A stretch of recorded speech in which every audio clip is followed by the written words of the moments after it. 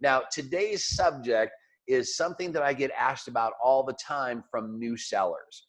And they're looking at their Seller Central, they're looking at their inventory, and there's a column there that seems to get them a little bit confused. So today I'm going to straighten it out. What we're going to be talking about is called reserved inventory.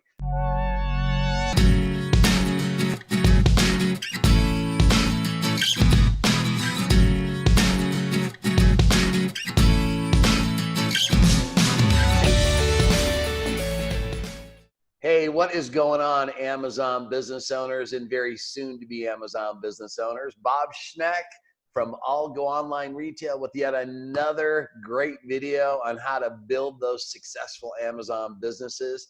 Now, today's subject is something that I get asked about all the time from new sellers.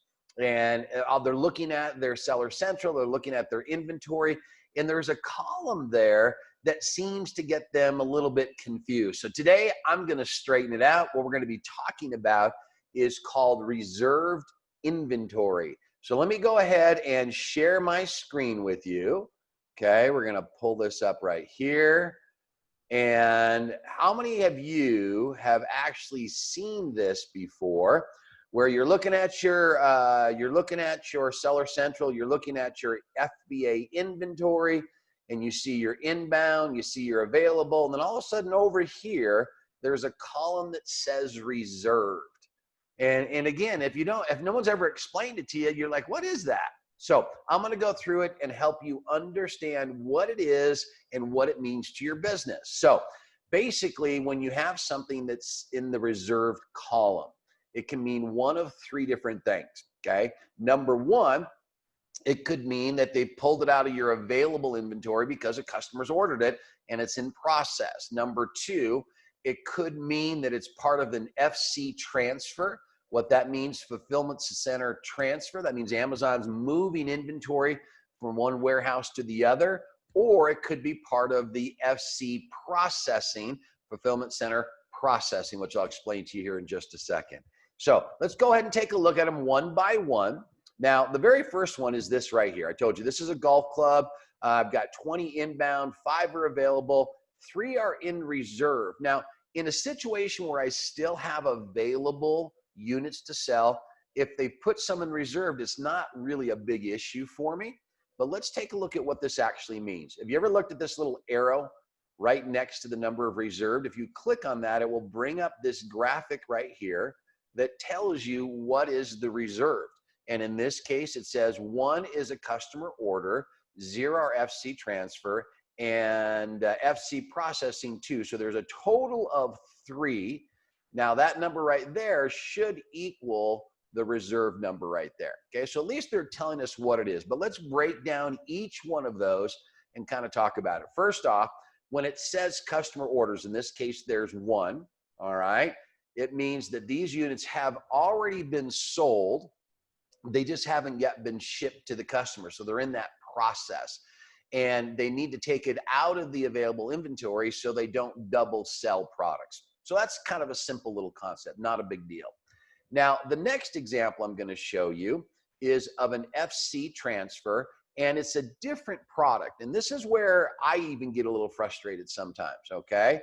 So what we're looking at right here is that I've got 10 inbound units. I have 0 available for sale right now, but yet I've got 9 that are in reserve. So as a seller, I'm like, whoa, wait a second. I don't want the stuff in reserve. I want it to be available. Why are you doing this? So this is where we want to kind of have a better understanding and inventory management so that we always have some available for sale. So with the FC transfer that you see right here, there are 8 in the FC transfer, 1 in the FC processing for a total of 9, just like you have up here. Okay, so let me read what they say here. These units are being transferred from one fulfillment center to another place, your inventory closer to your customers. So maybe when you shipped in the original quantity, it went all to the West Coast, but Amazon wants some of them over on the East Coast, so they'll transfer them at their cost to the East Coast, making them available there. And that helps you with buy box rotation. And that's another subject, another video you should watch actually. Okay.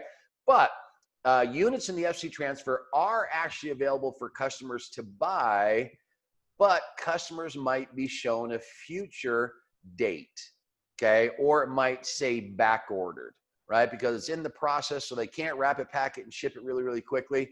So yes, it's available for sale, but if it's back ordered, customers are kind of probably leery. If it shows that the shipping date is, 2 or 3 or 4 or 5 days out, maybe even a couple of weeks out, again, it's going to hurt your sales. So again, that's all about inventory management. But let me read this here too. This is another important note. When inventory is being processed from transfer to another fulfillment center, those units may show up in the FC transfer, like we see right there, and the FC processing for a short amount of time. So I want you to be aware that sometimes you're going to see that this number right here, the total number in reserve, doesn't actually match the number that are in the reserved column. And the reason that is sometimes they kind of they double calculate. They put them in the FC transfer as well as the FC processing.